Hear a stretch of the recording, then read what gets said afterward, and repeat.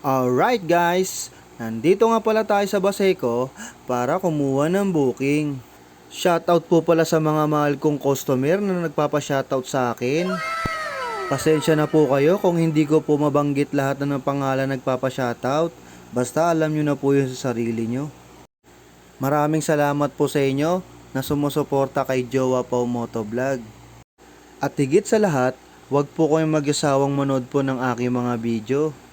Para naman po, lagi kayong good vibes. At bumalik na tayo sa ating pag-audio vlog. Habang palabas po ako ng Baseco, ang dami ko pong nadaanan ng lubak. Sa sobrang lalim po ng lubak, untik na tayo mabangga sa tricycle.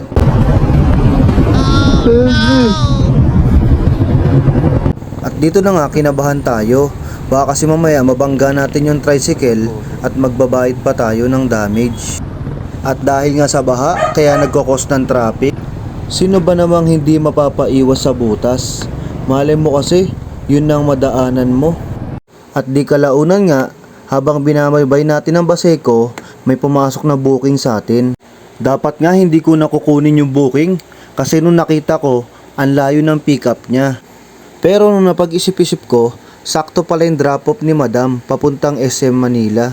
Eksakto lang yung nakuha natin booking. Kasi yun yung daan papunta kay Commander. Okay, pwede.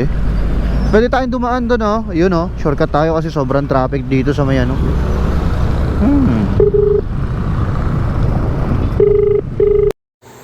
At dito, tinawagan na natin ang customer natin para masabi sa kanya kung saan na tayo banda at papunta na tayo sa kanyang location. Hello, ma'am. Joyride po. Yep. Ma'am, pahintay lang ako, ma'am, ah. Okay, sige po. Po, dito lang po ako sa may ano. Sa Bureau of Custom malapit. Okay, sige. Salamat po. At dito, agad-agad tayong pumunta sa Coast Guard kung saan nandun yung location ni Madam para pick upin ko siya. Sa lugar na kasi na to, masyado nang istrikto. Hindi ka pwede basta-basta pumasok ng gate. Hello, ma'am. Dito na po ako sa may gate 1, ma'am. Dito po sir sa loob, sir, sa may medical, sir. Medical? Sige. Kala ko bawal po ko pumasok eh.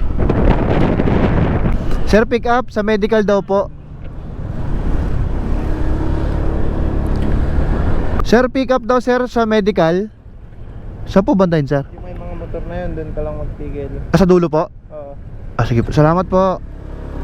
At di kalaunan, pumunta na nga ako doon sa sinasabi ni Sir sa akin.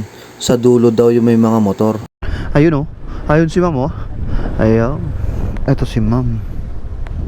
Ayun, ma'am. At dito guys, inabot na nga natin ang helmet na gagamitin ni Madam. Sa SM Manila po kayo, ma'am, no? Yes. At hindi rin nagtagal, pumunta na kami kung saan yung drop off ni Madam. Dito yung palabas, ma'am, no? Diretso lang. Diretso lang daw, sabi ni madam. Mula sa pick up ni Madam hanggang sa drop off location ay aabutin ata ng 5 kilometer. Kaya naman dali-dali tayong umalis kasi hinahabol din natin yung oras na pagsundo kay Commander. At dito na pala tayo dumaan sa shortcut papuntang SM Manila. At buti na lang madiskarte tayo sa daan, kung hindi ang layo pa ng iikutin natin.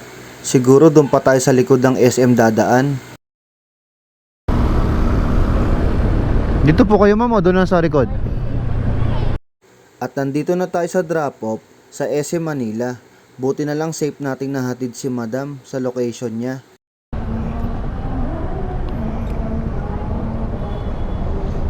$55 lang, madam.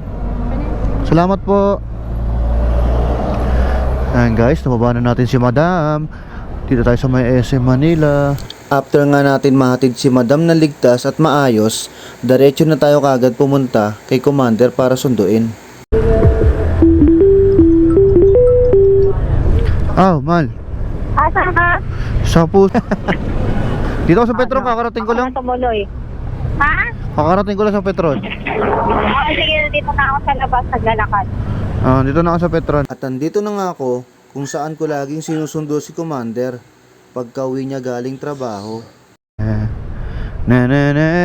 Ababs. Hindi, susundo ako eh. Mamaya na ako.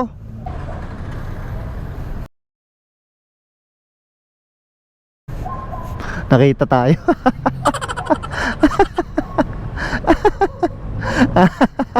Ang lupit mo, Marites. Nagtatago nga ako eh. Tinataguan ko eh. Tinataguan nga kita eh. Ha? Tinataguan kita, Mal. Ayun o, naka-video ko. Ito, si Marites.